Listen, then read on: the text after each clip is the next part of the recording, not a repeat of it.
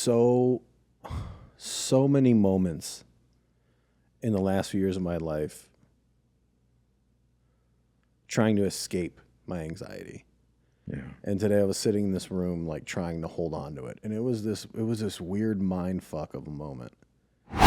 Hello, my little bear cubs, and welcome back to another episode of Secondhand Therapy. We need to remind you that we are not therapists. We are not experts. This is not a substitute for therapy. This is not professional advice in any way. We have a Patreon. We have a Patreon. Tons of bonus stuff on there. Yep. I'm reading stuff. We're doing things. There's going to be a documentary on there.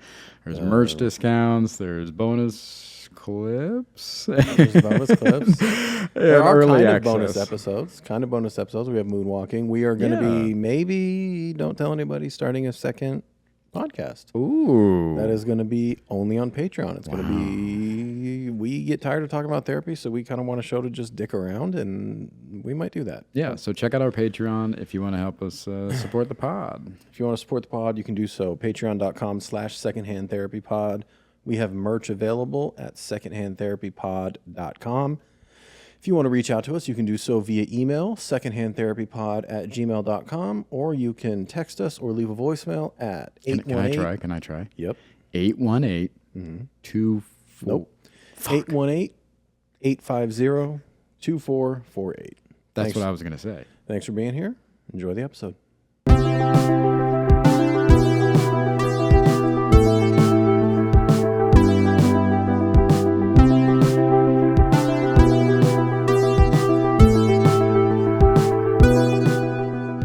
Even if I wanted to go to the gym today, Yeah. I couldn't because today's Tuesday.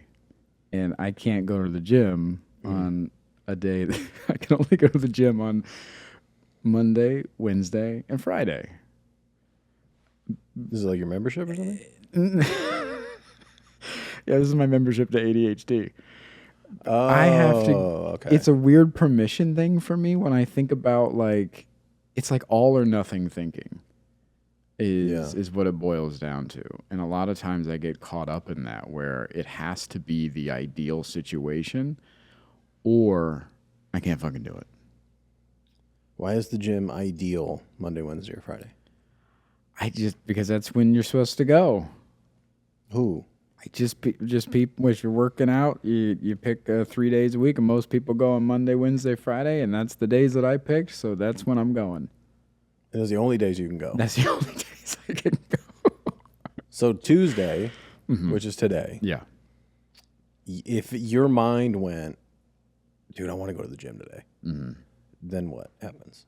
Oh, I suffer. I get in freeze mode, and I go over it and over it and over it about I should go, no, I'll wait, I should go, no, then I can't go tomorrow, and then it's just I get caught up in that executive dysfunction. And Even on your meds? Even on my meds, because it's a weird thing about. I don't know. It's just it's a permissions thing. I'm not allowing myself because that's not when you go. Sure it is. I know. It's making me angry. I know. I was talking to my therapist about this, and I've been telling her that I've been trying to go to the beach, right? Mm-hmm. But in my head, again, it's the all or nothing. So I have to have an entire day free to go to the beach. Which is not true. No, you don't. Yeah. Exactly. It's not true. Yeah. We also don't live near a beach. Right. So you got to have a few hours. Yeah, it's about an hour away. Yeah. So it'd be 4 or 5 hours out of my day. Yeah. Not a whole day, but not a whole day. A chunk of a day. Big chunk. In your defense, a chunk. So in my head, I'm like, I got to have a whole day free to go to the beach. And then I was telling her about all the things I'd like to do at the beach. You know, I could take a book. There's this. I want to get in the ocean. I want to swim. I haven't swam in the ocean in so long. And she's like, well, let's start working on expectations. And she's like, what if you went to the beach and you weren't able to swim? I was like, I'd still have a good time.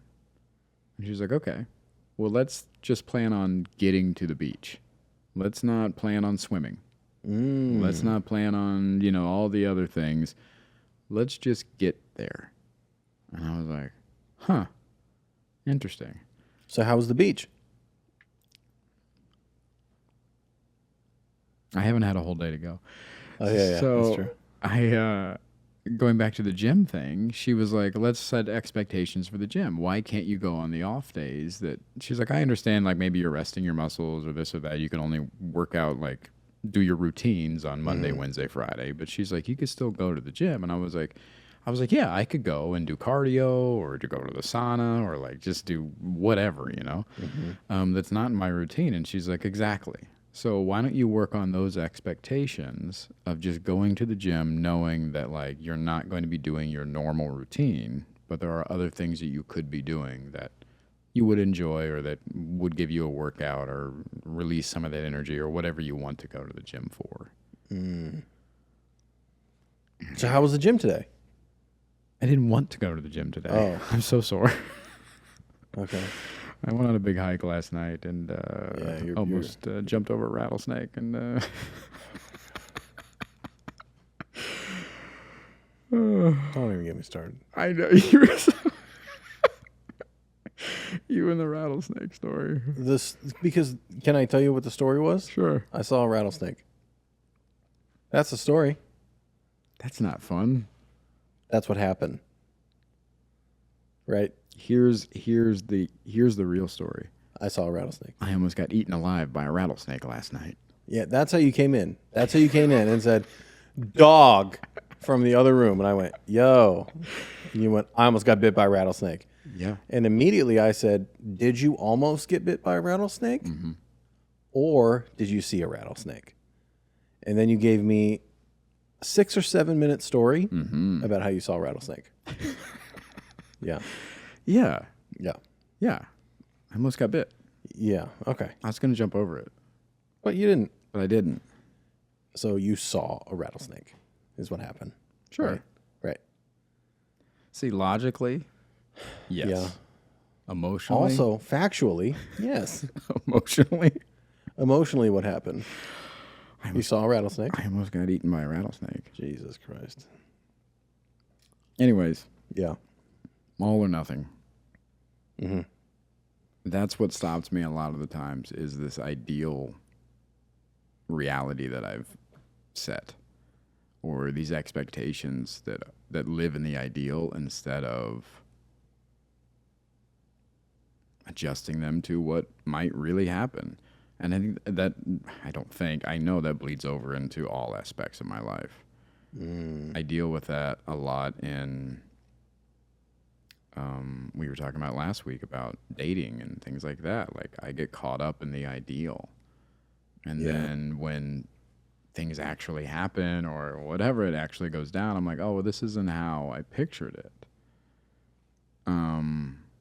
Same thing with business and things like that. I'll go on these shoots and I'll think like, oh, this is going to be this way, or I'll go into it thinking one way. And when it's not exactly how I thought it would go, I'm disappointed. Yeah. I would say borderline devastated. It usually hits you pretty hard. Yeah, it fucks me up. Yeah. Yeah, because then it feels like a waste. I'm like, oh, I just wasted my time and energy on that. Would you wait because it wasn't the ideal, like, Scorsese movie? It was just like a indie? Yeah, or whatever the expectation is. Yeah, I'm like, I come away from it being like, oh, that's not how I pictured it. So, yeah, it doesn't count. So if you just went into it with no expectations, you could probably enjoy life a lot. Yeah, that'd be great. Interesting. Or lowering my expectations, or trying to, again, bring them back down, be more grounded with them. Do you suffer from that at all? How do you go into... Well, first off, let's not say suffer. Okay. It's not cancer. All right. Are you suffering from this? Well, let's go. What's your question? Are you suffering from these expectations? These debilitating symptoms? Do you ever, how do you go into situations? Do you have a this is going to go this way? Because I think you do. Sometimes. But I think it's always... Usually I don't want to go. Yeah, it's usually negative. I was gonna say it's usually like I'm like, hey, let's go to this, party or whatever, and you're like, it's gonna be terrible. This is gonna be X, Y, and Z, and I'm like, okay. Yeah. So, I mean, I'll get pleasantly surprised sometimes, and then sometimes I'll just be like, yeah, that's what I thought it was. Do you often feel that way? Like you're like, yep, that's what I thought. Yeah, I have a pretty good gauge on what I'm interested in and things that I'm going to enjoy. Sometimes I am pleasantly surprised. Yeah. Or I'll go to a thing like a social gathering and be like, oh, I actually had a good time. That happens. I don't typically go in with like super high expectations. Yeah. Because I don't plan to enjoy much. And that's better than what I don't know. Probably not. I wish we could just meet in the middle. If you could have a little bit of mine, I could have a little bit of yours, then we'd just be like leveled out. I just like, I don't know, dude. I don't really get excited. I don't. Yeah. I don't really expect to enjoy most things that most people enjoy. Like if we had an opportunity or something, if someone was like, I don't fucking know. Someone was like, hey, oh, dude, I got jet skis. You guys want to go jet skiing? How excited would you be? Oh, so fucking excited. I'd be like, I don't even know. Well, okay. Really? Yeah, I don't care. Bro, jet skis? Don't care. What about four-wheelers? Don't care. Nah. That's insane to me. I'm sure it'll be fine. It's going to be the time of our lives. It's not. Here's the thing. See, like that, I'm not excited about it. I don't expect... I feel like I would do a thing once and be like, okay, I get it. I'll go again. It's not as great as the first time. Third time's not as good as the second time. I get it. I don't expect to enjoy things, really. I just want to fucking chill and have some... I just want to chill and have some laughs, dude. That's all I want. Yeah? Yeah. Do you... This is going to sound harsher than it is. Okay. I don't care. Do you feel like you're better than these experiences? Or too good for them or something? Like, it comes off a little bit like, oh, I'm smarter than that to, like, enjoy that. I know most people enjoy that, but I'm like, I get it the first time around. Fuck it. No, I think I'm just not excitable. Okay. So even if I am on the four-wheeler and it's fun, like, and then I'm done and I'm going to do it again, like, yeah, it's not going to be as exciting. Why would it be as exciting? Okay. Is sex now as exciting the first time you had sex? Sometimes. It's as exciting? You're that amped up for it? No, you know exactly what it's going to be. Like, it's still great. It's still enjoyable. Yeah. I'm not excited like when I was 17, bro. Yeah, but you're still doing it. Yeah. So I still enjoy it. So you'd still go four-wheeling. Maybe. I don't know. Wow. A one and done kind of guy, huh? I don't even know if I do a one, honestly. If I'm being real with you. A none and done kind of guy. Because also I'm just like, that's so funny. I'm too logical. So I look at it and be like, what are the chances this thing's going to flip over? Yeah. What are the chances this, like, whatever? And I'm like, is the fun I might have worth this thing flipping over and landing on top of me? Is it like, is it worth the, and I'm just like, dude, who gives a shit? Oh, I didn't ride a four-wheeler today? Okay. I'm like, fucking, what do I care, dude? Yeah. Yeah, I don't know, man. I don't know, dude. That's so, yeah. I truly just want to fucking chill out and hang and have some laughs with some people that are cool. I don't give a fuck about activities. I don't care about activities. I'm not big on the activities, but I would like to be doing more activities. Did you hear yourself? Mm-hmm. You're not big on it, but you want more of it. Yeah, because I feel like I have almost no activities. Perfect. Yeah, but I need a little bit of activity. Like what? What's an activity? I would love to go four-wheeling. Right. Not all the time. Twice a year. What's a fucking activity that you don't need equipment for? Or you don't need a friend who has a thing? What could you do tomorrow if you were going to do an activity? What could you do? I could go to a museum. Cool. Yeah. I love museums. Do you want to go to a museum tomorrow? I would love that. What's tomorrow? Wednesday? Can't. Actually, might be able to. I'm just kidding. Why do you hurt me like I'm this? just kidding. I might be able to go. That hurt. I might be able to go. You know what? I'm busy too. Are you really? No, I still want to go if you want to. I'm down. Let's go easy, Nora. Yeah, this weird permission. I do suffer from permission. You don't suffer from anything. I don't allow myself to do a lot of things Yeah. because a lot of times I feel like I have too much to do, like work-wise. You don't, but yeah. Why do you think you feel like you have so much work to do? Is it because I've been asking you to do memes and I don't have any memes? I'm just, fucking the meme. I got a meme boss. No, I mean, I told you the other day when I was making out my list for the year, like I'm currently working on 11 projects. That feels like a lot. Are you currently working on 11 projects, or are you a part of 11 projects that are not completed? 6 of them are probably all me working on them, and the other ones are like things I have going on with others. Okay, so of those 6, how many are you currently working on? 6. Okay. Editing, what are you doing? Yeah, most of it is editing work. Okay. The majority of my work is editing. Yeah. So I was telling my therapist that I don't allow myself. I feel guilty when I take time for myself. For me to actually think like, I'm not going to do anything tonight. I'm going to watch a movie. Are you out of your fucking mind? You're going to watch a movie? Let me ask you a question. Yeah. You ready? No, but fucking do it anyways. So, this taking time to do things, is this a nighttime problem? Do you feel guilty when you take a nap? No, because I feel like I need the nap so I could do more work. So I feel like it's part of the work. Okay. And I don't nap every day. I nap a lot. I like to nap. You nap on weekdays, yeah.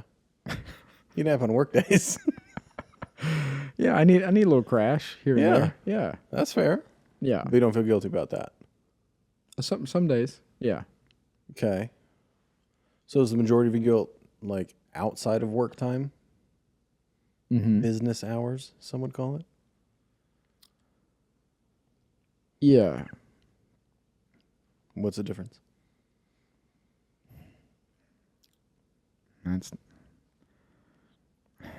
It goes back to the whole like can't go to the gym on Tuesdays things. That's when I'm supposed to be working. Even though I make my own schedule and do all that stuff. Yeah. Yeah. Have you considered you're your own worst enemy? Have you considered that? Every day I plot against myself. If we were to peel back the layers of this onion, is it possible you're the problem? Hi, it's me. It's me. Yeah, of course. Yeah. Yeah. Now the meds help. Yeah. The meds have helped with daytime work time and also just actually getting things done. That executive dysfunction goes way down when I'm on the meds.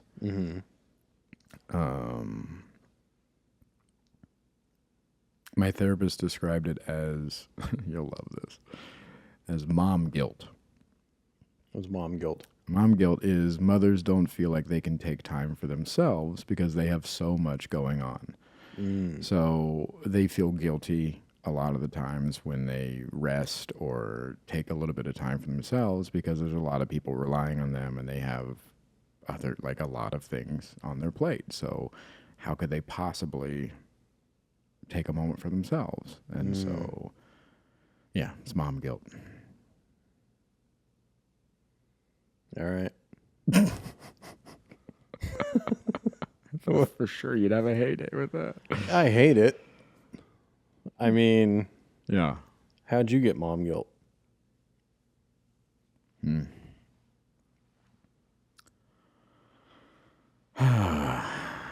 Well, let me tell you. Yeah. Educate me. my value is almost solely based on my productivity. So if I'm not earning my keep, why would you have me around? So what are you and your therapist doing to work on that? That files under self-worth and self-value, which is not tied to productivity. And reminding myself that, and again, setting expectations of those around me, those I work with, setting boundaries with those around me, those I work with, those I care about, so that it frees me up from some of that guilt, and normalizing taking a break when I need it. And also sometimes when I don't need it, just to have a little break, because I can. Yeah. But sometimes when I do that, somebody will come in and be like, do you have any memes? Are you working on memes? And it like really throws me off. Yeah. It makes me feel like shit. Yeah, because earlier that morning you said, hey, I'm gonna make some memes today, and then I come out and you're watching porn, and I go, hey, are those the memes you were working on? I wasn't watching porn. I was working on a book. Anyways. He's writing a book, guys. I am writing a book. We have slaved over the cover of this book. Oh my God, we've changed it so many times. Now, did I get credit for the cover design? No. Did I work hours on it? Yes. Is it out yet? No. So how do you get credit for something that's not out yet? You guys should read it. It's gonna be fine. Yeah. It's a great book. I'm proud of you. Thank you. So it's just again, allowing myself permission to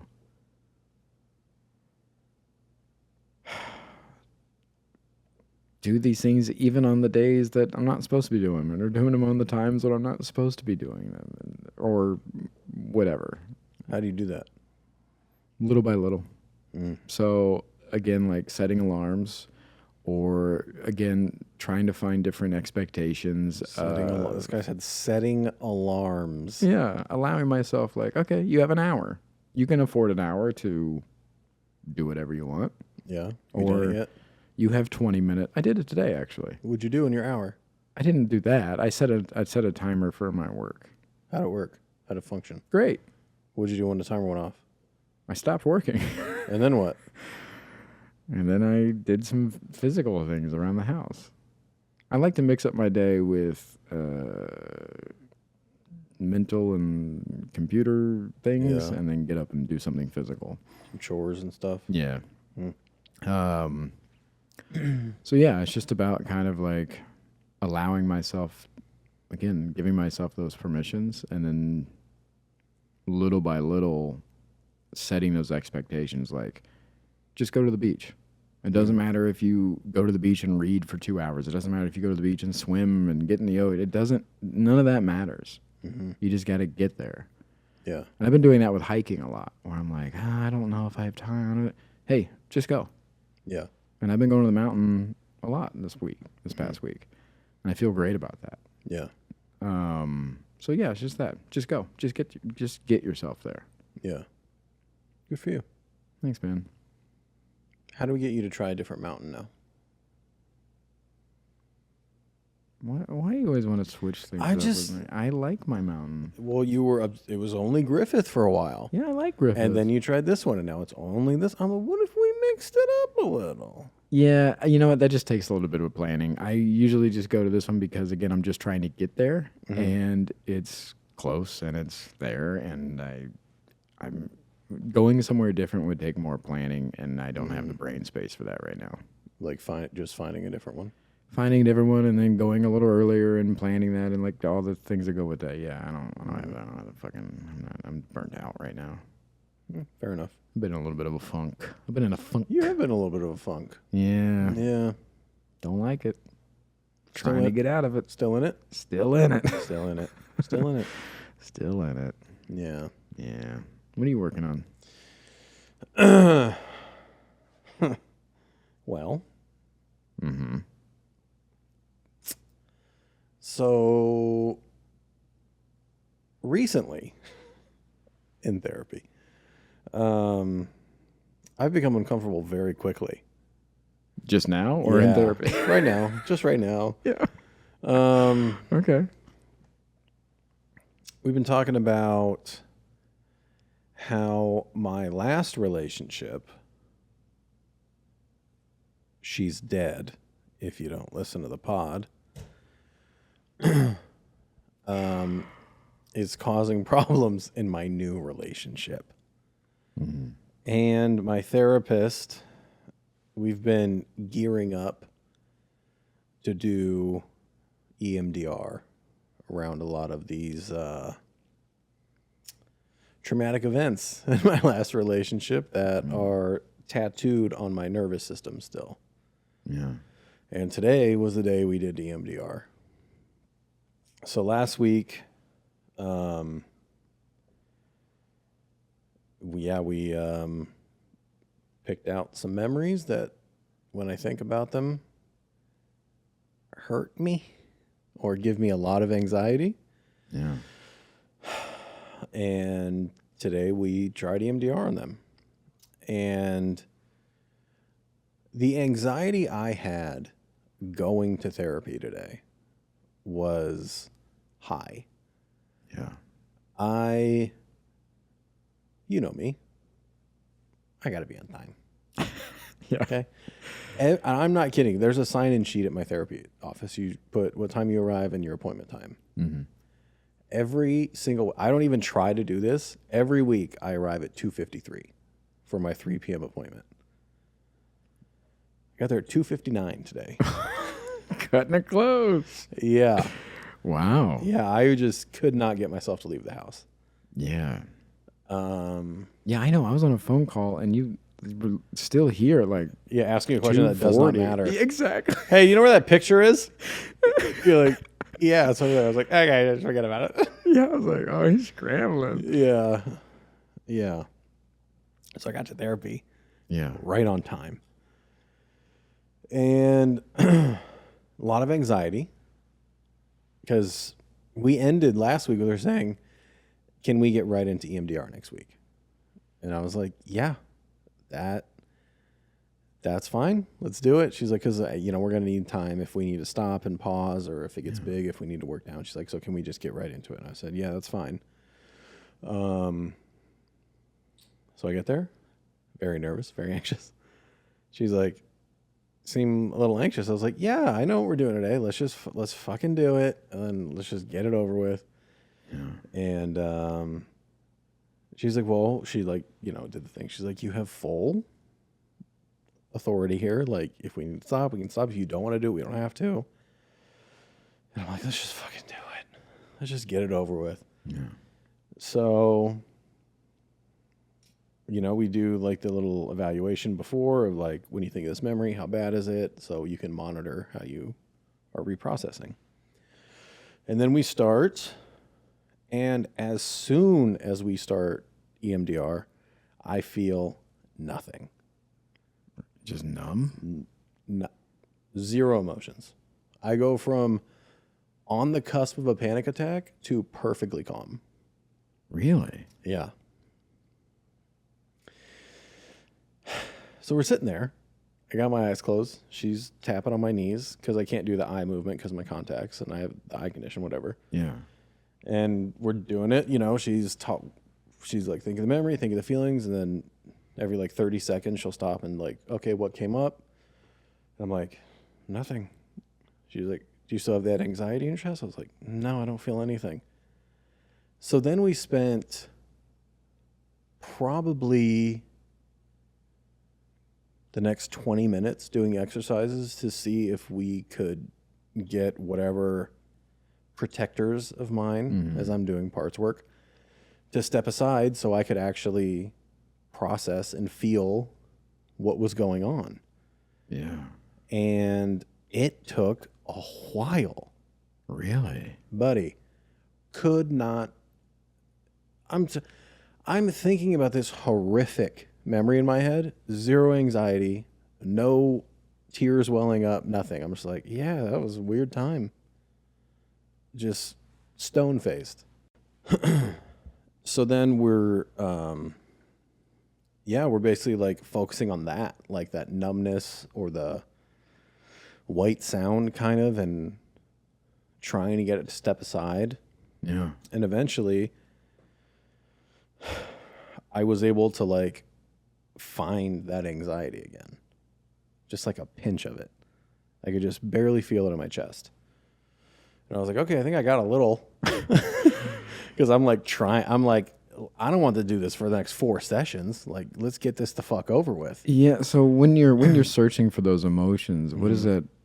What are you physically doing, or what are you mentally doing when you're looking for that? I'm either sitting there with my eyes closed or I'm just staring at the wall, and I'm thinking of the memory and how it makes me feel now. Because thinking about it on my drive over there, almost having a panic attack. Thinking about it in the room, nothing.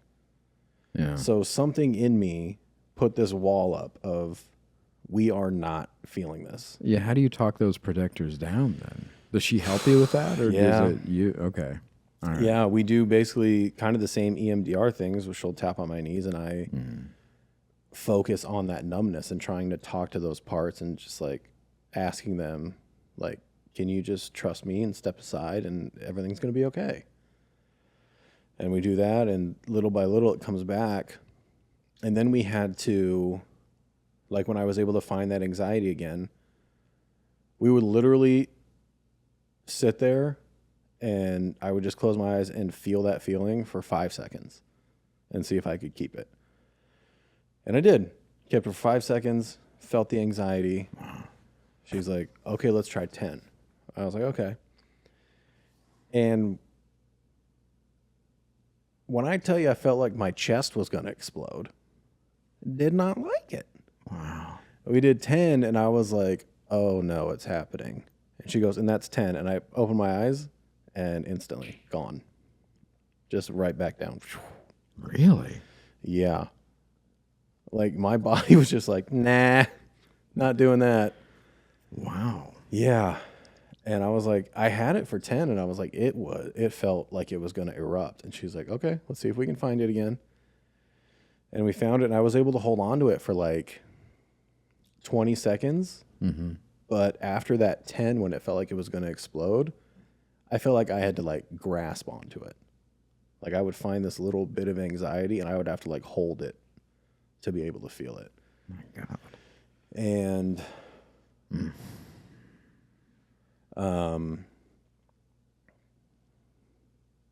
it was a fucking weird day, man. It was a weird experience of like, I have spent so many moments in the last few years of my life trying to escape my anxiety. Yeah. And today I was sitting in this room like trying to hold on to it. And it was this weird mind fuck of a moment.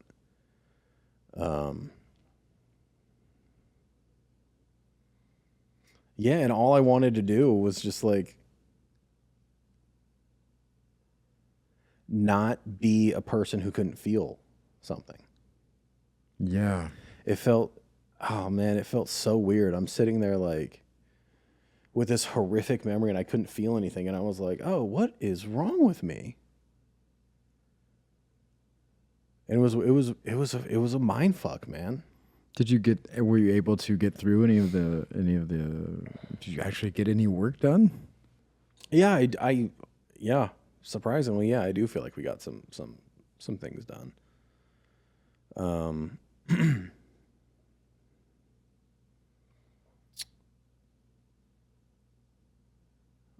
I've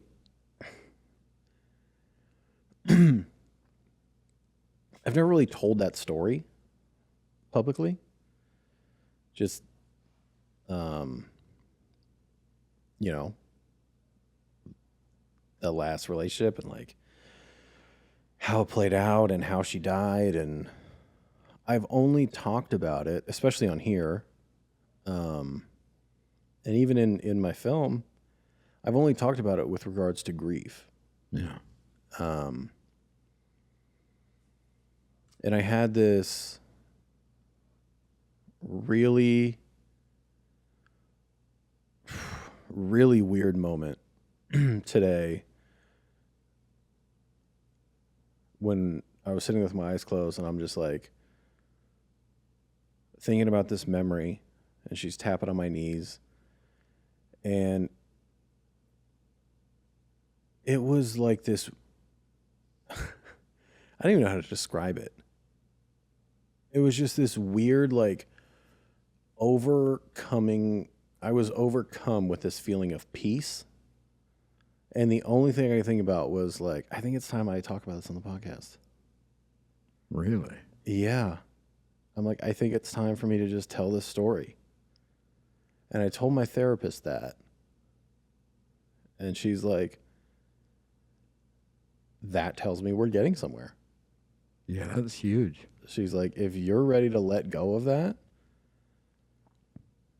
she's like, I think we might have somehow made a big step. She's like, how does it feel, the idea of talking about it? And I was like, it feels like the exact right thing to do. I was like, it feels so peaceful. And I can't help but wonder if I finally,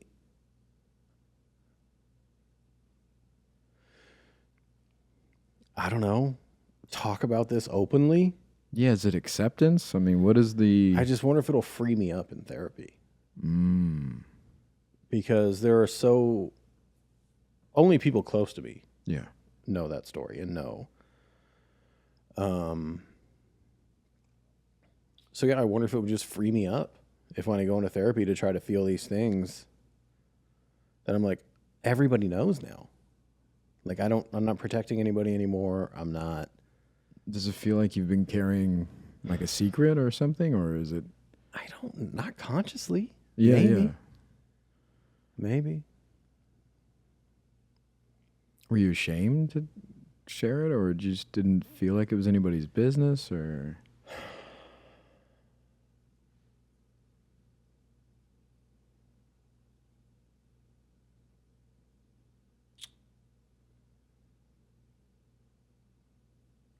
I don't know. Did you just feel like it just belonged to you? It feels...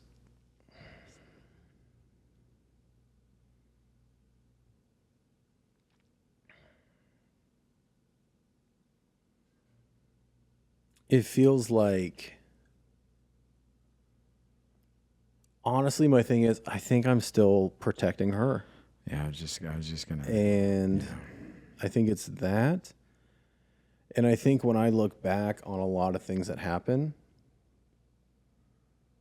I feel so dumb. And I'm embarrassed. Embarrassment. Yeah. So.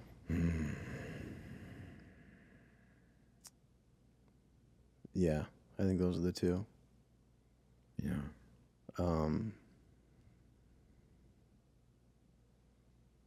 Yeah.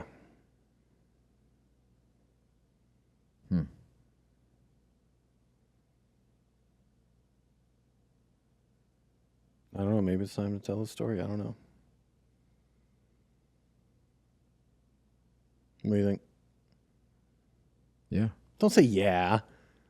Think about it. I am thinking about it. Shut up. Really? You think so? I think you're right about feeling like you're protecting. Yeah.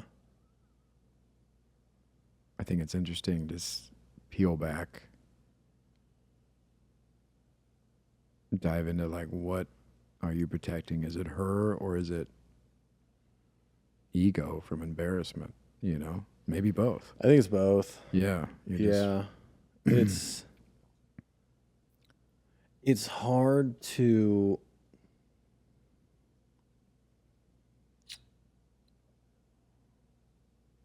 I don't know. I think it's just the idea of like... Because I really haven't talked about... I've only talked about the grief. Yeah. And this is going to be all the horrific shit. And that's the picture that's going to be painted of her. And that feels unfair. But also, It's true. Also, it doesn't have to be. You're the fucking storyteller. You're the narrator. So it doesn't have to be all of the negative stuff. You can share some of the good stuff too. Yeah. You know. And I think anybody who's been in a relationship knows that it's not all good and it's not all bad. There are even in horrific relationships, there's moments, or else there wouldn't be a relationship. Yeah. I don't know, man. Yeah. Maybe we'll talk about it next week.